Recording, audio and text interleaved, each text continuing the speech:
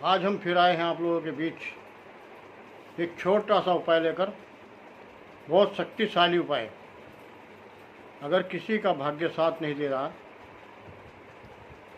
आप मेहनत भी बहुत करते हैं मगर आपका भाग्य साथ नहीं दे रहा, फिर भी आपका गुजारा मुश्किल से चला पा रहे हैं, तो ऐसा एक छोटा सा उपाय लाया हूँ। आपका भाग्य साथ देगा, आपके घर में धन दौलत सब होगा।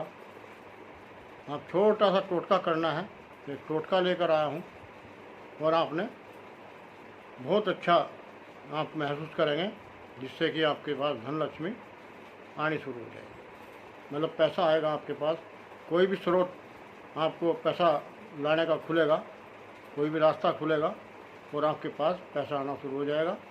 हम ऐसा उपाय आपके बीच लेकर आया हूँ, तो चलते हैं उपाय की ओर।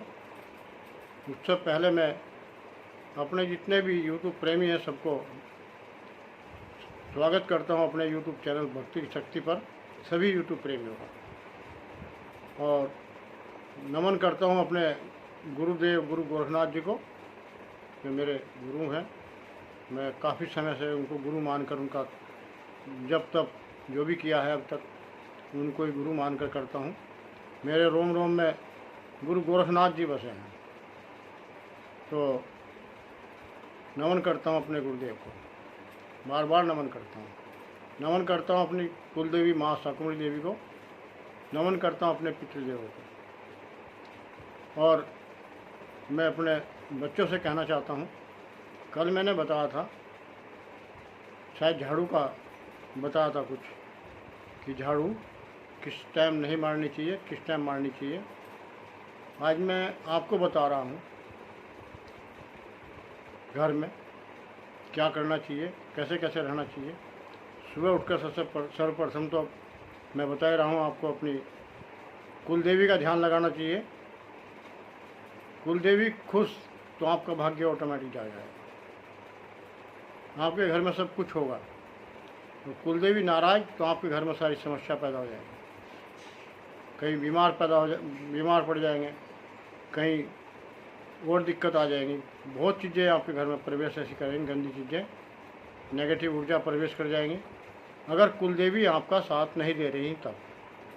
और कुलदेवी साथ कब तक देती हैं? जब तक उन्हें मानते हैं, जब तक उनकी सेवा करते हैं, उनकी पूजा करते हैं, उनको नाम लेते हैं, तब तक कुलदेवी हमारा साथ देती है।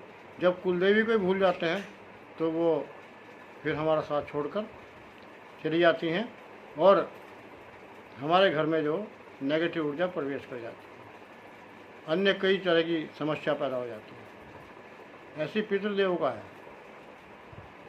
कहते भी हैं आपके ऊपर पितृदोष है।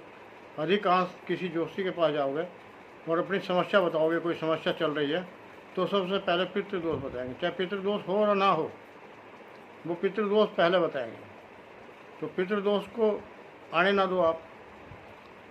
सर्वप्रथम अपने पितरों को मनाओ, जिस सुबह को उठें अपने बेड में बैठें और पितृदेव का ध्यान लगाएं। और अमावस्या के दिन कुछ भोग जो है आपने बनाया है उनके नाम का अलग निकाल दें और गौ को खिला दें।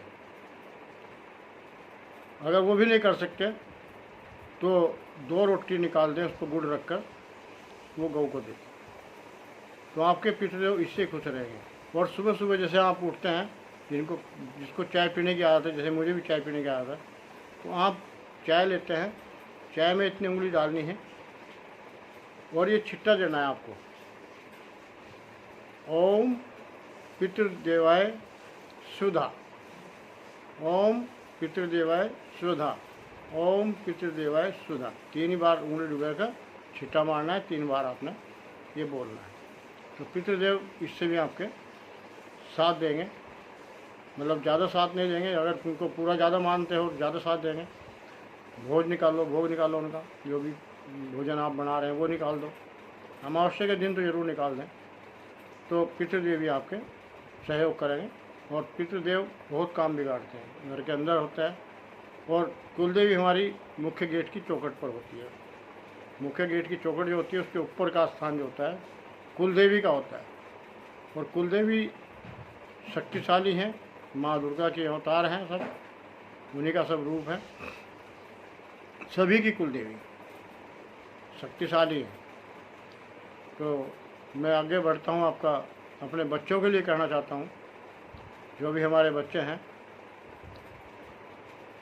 एक हमारे अभी बहुत ही मैं उनका आदर करता हूँ, श्री श्री रविशंकर जी। उन्होंने अभियान चलाया है सनातन धर्म को बहुत मजबूत बनाने का। उनका मैं सम्मान करता हूँ, उनको नमन करता हूँ। उन्होंने कुछ लोगों के लिए शिक्षा शुरू कर दी है, टीचर नियुक्त कर दिए, अपनी जेब से खर्च कर रहे हैं और टीचर नियुक्त कर रहे हैं, वो उनको सनातन धर्म की शिक्षा देंगे। तो उन्होंने बहुत अच्छा काम शुरू किया है। मगर मेरी वीडियो थोड़ा कम चल रही है और मेरी वीडियो अभी ज़्यादा सनातन के पास तक नहीं पहुंच पा रही है, इसलिए मैं आगे नहीं बढ़ रहा हूं। मैं पहले ही भाग पर अटका हुआ हूँ। मैं सभी से कहना चाहता हूं वीडियो को मेरी बहुत तेज़ी से बढ़ाए, अगला भाग मैं स्टार्ट करूं। मैं पहला कहना चाहता हूं अपने बच्चों से, जिस टाइम घर से निकलें तो अपने माता पिता के पैर छू कर निकलें और अपने बड़े जो भी हैं उनके पैर छू कर निकलें, उनका आशीर्वाद लेकर निकलें, क्योंकि आशीर्वाद दिल से निकलता है। दुआएं भी जैसे दिल से निकलती हैं, जैसे आशीर्वाद देंगे तो दुआएं निकलती हैं। बहुत अच्छा महसूस करते हैं बड़े जब उनका पैर छूते हैं और आपको बहुत अच्छी दुआएं लगेंगी। दुआएं बहुत अच्छा कार्य करती हैं। कहते हैं किसी की बद्दुआएं लग गई, हाय लग गई, ऐसे ही दुआएं काम करती हैं। दुआएं लगती है तो वो फलता है, उसके सारे काम सफल होते हैं। ऐसे अपनी बेटियों के लिए कहना चाहता हूँ जो ससुराल में रह रही हैं, सर्वप्रथम उठें, अपने सास ससुर के पैर छुएं, फिर अपने बड़ों के पैर छुएं। उनको डबल फ़ायदा है, एक तो सम्मान बढ़ेगा, आशीर्वाद मिलेगा, दुआएं मिलेंगी। दूसरा फिर कहेंगे कि वो हमारी बहुत संस्कारी है, बहुत अच्छे संस्कार दिए हैं इसके माता पिता ने, तो डबल फ़ायदा हुआ। गौरव से उसको गौरव से महसूस होगा। तो आप वो कार्य करें और चलते हैं अपने उपाय की ओर। एक आपने छोटा सा नींबू लेना है, साफ सुथरा नींबू होना चाहिए, और 7 लेने हैं चने, 5 चने लेने हैं।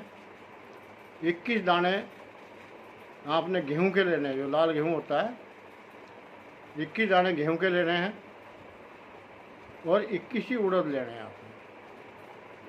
एक नींबू, 4 आइटम आपके पास हुए हैं। चने 5, 21 दाने उड़द के और गेहूं के, और एक नींबू जिसका दलिया भी बनता है। गेहूं को जानते होंगे सब, वैसे आटा पिसा हुआ लेते हैं, गेहूं पिसा लेते हैं तो उसका आटा बनता है। तो गेहूं का ही आटा आप खा रहे हैं। तो सबको ये भी मालूम नहीं है कि गेहूं क्या होता है, लाल सा रंग का होता है, इसका दलिया भी बनता है, उसी की मैदा बनती है, उसका आटा बनता है, सब कुछ उसका ही बनता है काफ़ी, जिससे हम पेट भर रहे हैं। यह है गेहूँ। उसको लेकर आपने चौराहे पर पहुंचना है। एक टी पॉइंट होता है, एक साइड आर पार जाने का होता है, एक साइड दूसरी साइड पड़ जाता है। टी पॉइंट पर नहीं, जो दोनों साइड को 4 साइड को रास्ता पड़ रहा हो उसको बोलते हैं चौराहा। जो भी रास्ता जा रहा है, जो भी रास्ता पार हो रहा है, तो वो चौराहे पर आप पहुंचेंगे। और चौराहे पर पहुंचकर आप, हाँ, जिस टाइम आपने गेहूँ लिए हैं, गेहूँ, चने, उड़द और नींबू लिया है, उसको अपने ऊपर से, जिसकी समस्या है जो इसके ऊपर, वो उसके ऊपर से 7 बार उबारना है एंटो क्लॉक। तो उल्टा 7 बार उसके ऊपर से उतार कर और चौराहे पर पहुंचना है। चौराहे पर जाकर आपने 2 शब्द बोलने हैं। जो व्यक्ति है जिसके कर रहे हैं, या जो भी दूसरा कर रहा होगा, अपने हाथ से नहीं होता है, तो आपके बच्चे ही कर सकते हैं, कोई भी कर सकता है, मतलब जो आपके ऊपर से उतारेगा और चौराहे पर रख कर जाएगा, उसके लिए मैं बोल रहा हूँ, आप नहीं जाएंगे स्वामी। एक चौराहे वाली माता बोलते हैं, चौराहे पे माता होती है, शक्ति होती चौराहे पे। तो चौराहे वाली माता को प्रणाम करना है। हे देवी, जो भी आप हैं, ये स्वीकार करें और मेरी दरिद्रता दूर करें, ऐसा कहकर आप चौराहे पर रखकर आ जाना है, मुड़कर नहीं देखना है। घर पे जब पहुंचेंगे, आने के बाद आपने हाथ मुंह धोने हैं, उसके बाद में कोई भी कार्य करें। जब तक बीच में कोई टोका टाकी ना करे, कोई रुके ना, तो उसके बाद यहाँ कुछ कार्य करें। मैं चंद्रपाल चौहान, शिष्य गुरु गोरखनाथ, चलते हैं, विदा लेते हैं। फिर मिलते हैं कल एक और नई वीडियो के लिए, नए उपाय के लिए, नए टोटके के लिए। एक ही छोटा टोटका है, बहुत अच्छा टोटका है। आपकी दरिद्रता दूर होगी, आपका सोया भाग्य जाएगा, जो भाग्य आपका सो रहा है वो जाग जाएगा। ऐसा एक टोटका है, करके देखें।